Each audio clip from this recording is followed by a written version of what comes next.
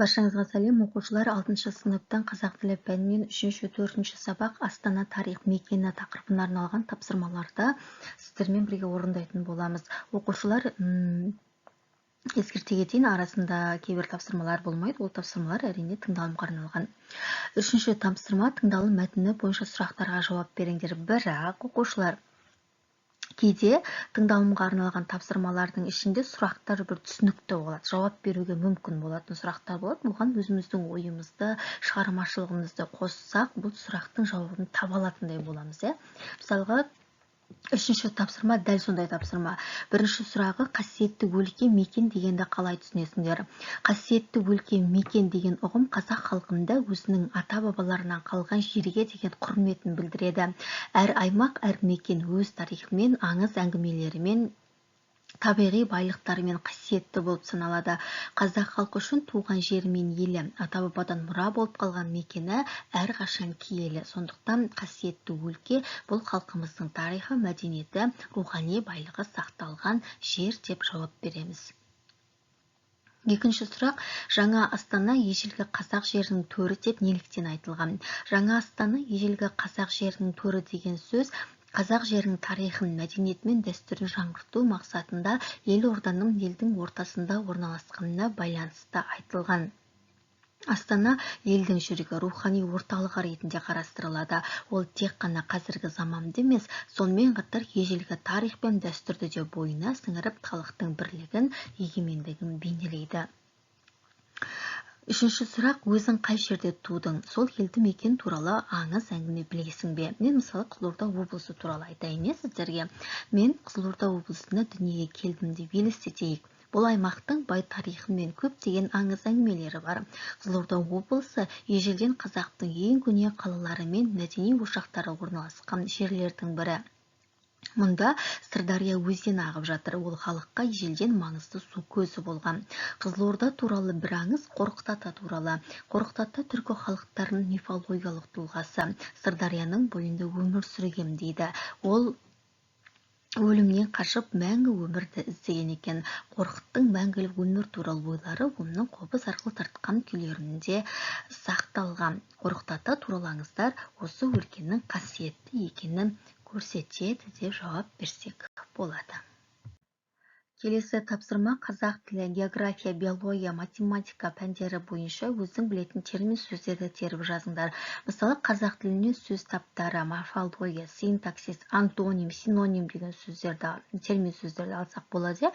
Сөз таптары дегеніміз бұл кәдімгі біздің зат есім, сын есім, сан есім, етістік, есімдік үстеулеріміз, шылауларымыз осы біздің сөз таптарына жатады. Морфология сөздердің құрылымын зерттейді. Мысалға, түбірін, жұрнағын, шалғауын деген сияқты.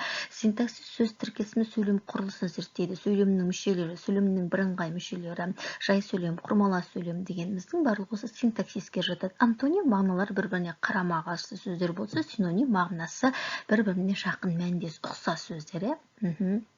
Енді география пәні бойынша термин сөздерге литосфера, гидросфера, атмосфера, экватор, климат деген сөздер жатқызсақ болады. Биологиядан жасуша, митоз, хлорофилл, эволюция, ген деген терминдерді жатқызсақ болады. Математикаға функция, радиус дедім. Енді математикалық терминдер өте көп. Синус, косинус деген сияқты, теңеу, пропорция деген сияқты. Мысалға, ары қарай өздеріңізде толықтырып жазсаңыз болады. Енді белгілі ғой, қазақ тілінен, географиядан, биологиядан, математикадан сіздер өздеріңіз қазіргі таңда мектеп программасында оқып жатырсыздар.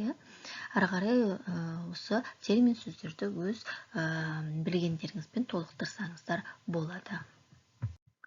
Келесі тапсырма мәтін мазмұнына сәйкес келетін жауапты белгілеңдер дейді. Қала тарихы 1830 жылдан басталады. Бұл жауабымыз дұрыс. Бұл менде Ақмола облысы туралы айтылған мәтіннен тапсырма ғой. Ақмола 19 ғасырда ірі сауда экономикалық орталығы болған. Бұл сұраққа дұрыс деп жауап береміз. Бұл жер кейінірек 4 түлік мал сатылатын сауда орталығына айналды. Бұл сұраққа да дұрыс деп жауап береміз. Жәрмеңкелер, қымыз, шұбат тәрізді сүт тағамдарының молдығымен ерекшеленеді. Бұл сұраққа да дұрыс деп жауап береміз. Қала тұрғындары мақта шаруашылығымен айналысқан. Бұл сұрақтың жауабы бұрыс, себебі қала тұрғындары мал шаруашылығымен айналысқан. Осы жер 1962 жылдан мына жерде қате кеткен болу керек, 80 жыл деген болу керек. Ақмола деп аталған, бұл бізде бұрыс. 8-ші тапсырма, оқулы мәтіннен термин сөздер теріп жазыңдар дейді. Оқушылар термин сөздер дегеніміз біздің белгілі бір ғылым, кәсіп атауына байланысты сөздерді термин сөздер деп айтамыз. Мысалға, біздің жоғарыда орындаған тапсырмамызда қазақ тілінен, биологиядан, географиядан орындадық қой термин сөздерді. Сол біздің ғылымға байланысты термин сөздерімізде. Жалпы ғылым, оқу, білімге қатысты термин сөздердің барлығы сіздерге белгілі ғой. Сондықтан бұл термин сөздерді табу ондай бір қатты қиынға соқпайды. Термин сөздер өзін-өзі көрсетіп тұрады. Мен термин сөзбін деп өз-өзін мен мұндалап көрсетіп шақыртып тұрады. Сондықтан ондай термин сөздерді табуда ешқандай қиналмай-ақ қойыңыздар.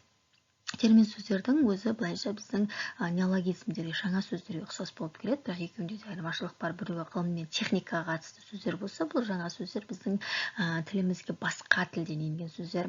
Кейбіреуде шатасуы мүмкін. Термин сөздердің арасында халықаралық дәрежедегі, халықаралық деңгейдегі термин сөздерді кездеседі бізде. Сондықтан ара-жігін ажыратып білу керек, бірақ ғылым мен техникаға қатысты сөздердің барлығы осы термин сөздерге жатады екен. 9-шы тапсырма, мәтіндегі орфографиялық қателерді тауып, тыныс белгілерін дұрыс жазыңдар. Менің сіздерге көрсеткен жауабым бұл дұрыс жазылған сөздер. Орфографиялық заңдылық бойынша тыныс белгілері дұрыс қойылған. Өздеріңіз мына мәтінде белгілі көрсетілген, тапсырмада көрсетілген мәтінмен салыстырып қарасаңыздар болады. Орфография дегеніміз өзі оқушылар сөздерді дұрыс жазамын деген, яғни сөздердің дұрыс жазылуы. Ал тыныс белгілері дегеніміз бұл пунктуация. Әрбір тыныс белгінің өзіндік орындары бар. Тыныс белгілеріміз мына үтіріміз, тырнақшамыз, нүктеміз ғой. Сондықтан оның барлығын ара-жігін ажыратып, өзіндік заңдылықтарына сәйкес орындап білуіміз керек. 9-шы тапсырма осы бағытта. Енді ешқандай да қиындығы жоқ. 10-шы тапсырма тілдік бағдарға сәйкес кестені толтырыңдар дейді. Яғни қазақ тіліндегі термин сөздер мен халықаралық тілдегі термин сөздерді жазуымыз керек болатын. Мен сіздерге қысқа нұсқада жазып көрсеттім. Бұл тілдік бағдарға сәйкес кестені енді мынау өздеріңіз кітапта берілген ереже бойынша да толтырсаңыздар болады, оқушылар, ешқандай да қиындығы жоқ. Кейбір тапсырмалар неге жоқ деген сұрақ болуы мүмкін. Оқушылармен үнемі айтамын. Кейбір тапсырмалар тыңдалымға арналған тапсырма болады. Ол тапсырмаларды орындайтын кезде мен алдымен сұрақтарға назар аударамын. Оның ішінде жауап беруге мүмкін болатын, яғни сұрағы түсінікті және де өзге де жан-жақтан жауаптарды қосып жауап беруге болатын түсінікті сұрақтар болады. Кейде тыңдалымға арналған сұрақтар тапсырмалардың өзі сол тыңдалым мәтіннің ішінен болады. Ондай мәтінді міндетті түрде тыңдау керек болады. Бірақ менің мүмкіндігімде ондай аудиотаспалар болмағаннан кейін сіздердің берілетін менің тарапымнан орындайтын бұл тапсырмалар қалыс қалып жатыр. Сондықтан бұл тапсырмалар орындалмай шектен тыс қалып жатқаны, сондықтан оған енді мен үнемі ескертпе ретінде айтып отырамын. Оны өздеріңіз де білесіздер. Сондықтан мынау 6-шы сыныптың 3-4 сабағында көптеген тапсырмалар жоқ қой деген оқушылардың тіпті пікірі де болуы мүмкін. Мен алдын ала сіздерге ескертіп жатырмын. Егер мүмкіндік болса, немесе осындай аудиотаспалардың мәтінін қайдан алуға болады, соны білсеңіздер де жаза кетіңіздер. Енді оның өзінің ешқандай артықшылығы жоқ қой. Сондықтан біздің бүгінгі сабағымыз аяқталды. Оқушылар барлығы неше 10 тапсырманы орындадық. Сондықтан менің YouTube каналыма оқушылар тіркелмеген болсаңыздар, міндетті түрде тіркеліп қойыңыздар. Себебі мен сіздермен 6-шы сыныпты аяқтағанша, яғни сіздер қазақ тілі мен әдебиетінен 6-шы сыныпты аяқтағанша жыл соңына дейін сіздермен бірге менің YouTube каналым жұмыс жасайтын болады. Сіздерге көп көмегін тигізеді. Жол үздігі болғыларыңыз келсе, үлгерімдеріңіз өте жақсыға аяқтап, осы қазақ тіліне терең білім алғыларыңыз келсе, міндетті түрде менің YouTube каналыма тіркеліп қойыңыздар. Мен сіздерге тек қана сәттіліктер тілеймін.